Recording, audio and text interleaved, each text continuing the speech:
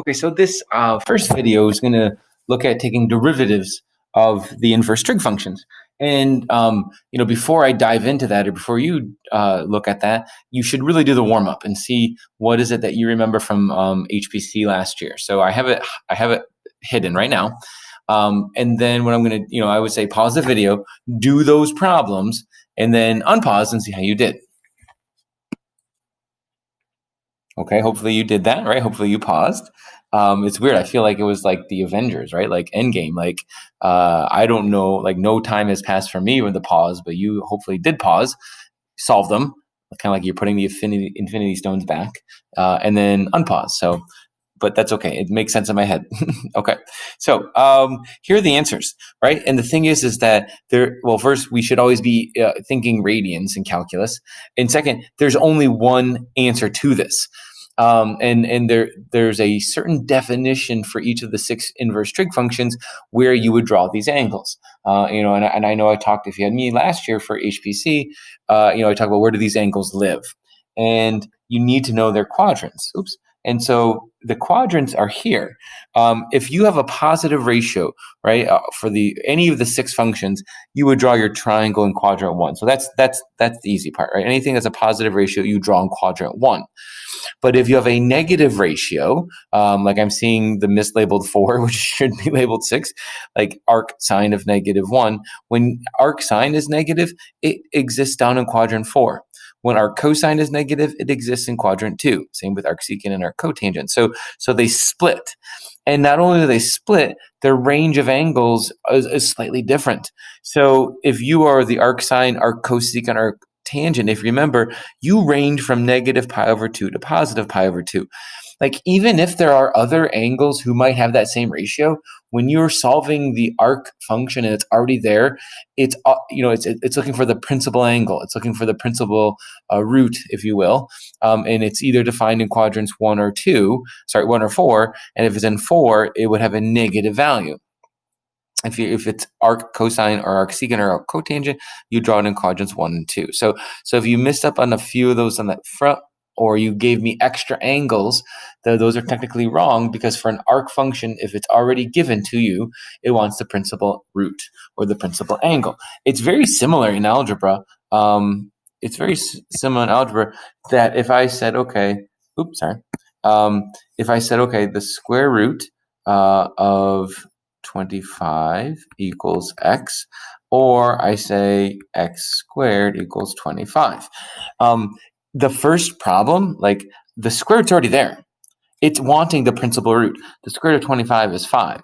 There's no plus minus there. Here, in order to solve this, I need to introduce the square root.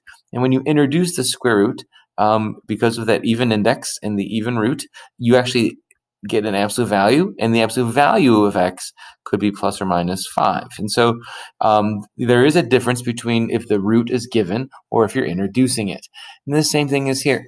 If I said, the sine of theta equals 1/2, what am I thinking of? Well, there's no arc function there. So I should say, well, I could be thinking about π/6, 5π/6, any multiple of π/6 or 5π/6 that lands me in quadrants 1 or 2.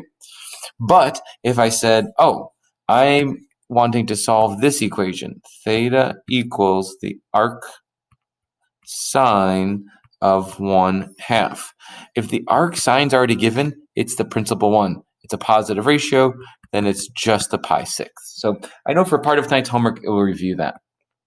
Okay, now we want to find derivatives, and I kind of want to derive the first 2 just because I think it's kind of neat where they come from, it's just good to know, just so you don't take things blindly, and it's good to review some implicit differentiation. So right now it says y is equal to arc sine of x, and since arc sine of this x, which is a ratio, is going to output an angle, so y is really your angle. So I have some angle y whose sine ratio is x to 1, right? So this is really what this says, right? Like that's an angle sine, sorry. Arc sine of y is equal to x to 1. I feel like that's distracting. So y is your angle, right? Okay. So if I want to rewrite this into something I do know, I could do the sine of both sides. I could say, oh, well, that would have come from sine of y is equal to x. The sine of y is equal to x over 1. And because it's a right triangle, it could easily solve the Pythagorean theorem to know that side is 1 minus x squared. Now, this I can take the derivative of, right? So if I do the derivative of this, derivative of sine of y is cosine of y, but don't forget, multiply by chain rule, dy dx, because it's implicit, equals derivative of x, which is 1. And we can divide the cosine of y over, which, dy dx. And when you divide the cosine of y over, it's the same thing as the secant of y. So now I have dy dx is equal to, and what's the secant of y? Well, it would be the hypotenuse over the adjacent, which is 1 over the square root of 1 minus x squared. So the derivative of arc sine is 1 over the square root of 1 minus x squared. And, that's something that you should know. You need to kind of commit that to memory. We could, I'll do arctangent as well. And then you can see on the table, you already have all of them. But, it's, again, I think it's kind of cool to see where this comes from. Y is your angle. So there's angle. And now tangent of x is a ratio of x to 1. Now this now becomes the square root of x squared plus 1. And so if I do that, and so I've got that labeled. So now if I have, sorry, I'm just thinking about something here. I'm going to go back and say tangent of y is equal to x, do its derivative. So the derivative of tangent is secant squared of y, dy dx is equal to 1, and we can divide that secant squared across, which becomes cosine squared. So dy dx is equal to cosine squared of x, and then cosine squared of y. My bad. There we go. And then what is cosine squared of y? Well, cosine of y is 1 over root x squared plus 1, and so cosine squared would be 1 over x squared plus 1. Now, I just recorded right before this video that integral that had this, right? So we kind of just derived it, that 1 over x squared plus 1 would have been arctangent's function. So, okay, now all 6 can be derived the same way. So, if you're bored over Thanksgiving dinner, you could derive some of these, and it would be great table conversation, right? But here they are. Here are the 6. But I do want you to notice, and this definitely contributes to my theory, if you had me in honors pre-calc, that there's really only 3 standard trig functions: sine, tangent, and secant. And the other ones are the cofunctions. And right, so it's the cosine, the cotangent, the cosecant. And look at how their derivatives are related. Arcsine has a positive 1. Arccosine has a negative 1, but it's the same function, right? Arctangent is positive. Arccotangent is negative. Arcsecant is positive. A little strange with that absolute value, but that has to do with maintaining the domains. And then arccosecant, negative. So there are 6 derivatives, but they pair off as cofunctions, and the cos are always negative, right? The cos are always the negative version of the what I consider the standard function. And if you if you are interested, at some point I would like to write a book about like a trig book, right? Like that's just dealing with sine, tangent, secant, how everything else can be really derived from that. So. Okay, so when we're doing derivatives now, switching gears, derivatives, watch for chain rule. The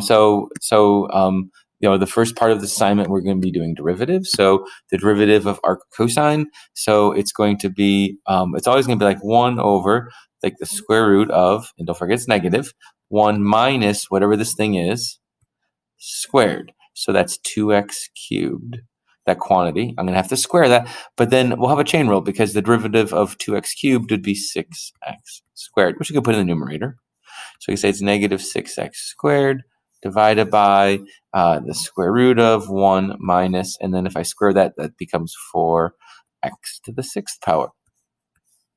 Okay. And so then, they just practice, going up and looking at that formula. So arc secant, so it's positive. So it's going to be 1 over, it's going to be the absolute value of 5x times the square root of that thing squared, minus 1.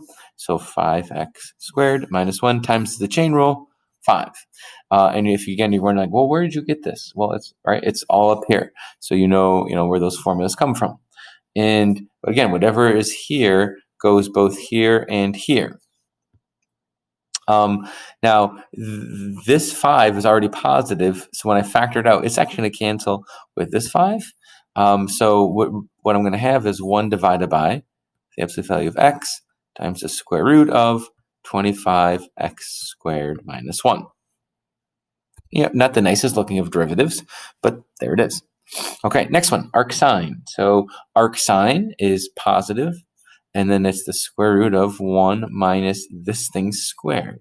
So we might think, hey, that's great, because that makes that really nice. But then also don't forget the chain rule. The derivative of a root is 1 over 2 root x. So then we get 1 over 2 root x, which is this root, times the square root of 1 minus, and I square that, so 1 minus x. Now, whether you leave it like this, or if those are both roots, you could put them into the same root to the square root of x minus x squared if you want. It's completely up to you. Okay, let's see. I think there's just a couple more here, number 6, 7, and 8. And then I'll do another video for the antiderivatives. So arc, I think, is that the one we're on? Yeah. So arc secant of e to the x. So again, positive. So 1 over, and this absolute value of e to the x. And then square root of e to the x is a quantity squared minus 1. But then chain rule, derivative of e to the x, which is itself. And e to the x is always a positive function. So putting it into absolute value is a redundant. This is always positive as well. So they actually cancel. So this actually comes out to kind of a neat little function. It's nice. E to the x squared, or e to the 2x, and then minus 1. So then we'll do the arc cotangent. Cotangent, so co is a negative of the tangent. And so it's negative 1. And then there's always that quantity squared. So negative 2x is a quantity squared plus 1. And then the chain rule times negative 2. So then that actually becomes 2 over 4x squared plus 1. Now, in algebra, I'm thinking, like, what just popped into my head was, we can't factor sums of squares. So like those are not good when we deal with, let's say, rational functions. But now when we start integrating, we're going to see sums of squares are actually going to be really nice. They're going to be, some variation of arctangent's derivative. So. Okay, and the last one, for this video at least, arctangent. So it's 1 over whatever that thing is. So sine of x is a quantity squared plus 1, and then derivative of sine, which is cosine of x. And so then this is cosine x over sine squared x plus 1. Boy, I really like to make that a cosine squared, but I can't, right? Because it's 1 minus sine squared would have been cosine squared. So, but there's our function. There's our derivative right there. Okay. Then, like I said, there'll be one more video that you'll watch about doing antiderivatives doing antiderivatives that would result in giving you the inverse trig functions, I should say. Okay. Excellent.